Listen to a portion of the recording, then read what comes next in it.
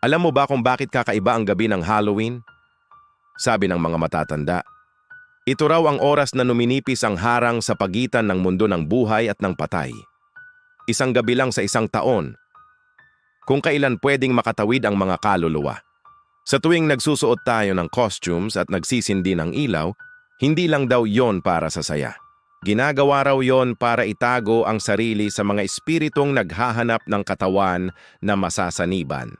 May mga kwento sa probinsya, mga bahay na biglang nagdidilim kahit may kuryente, mga aso't pusa na sabay-sabay tahol, at mga boses na maririnig sa hangin na hindi mo alam kung saan galing.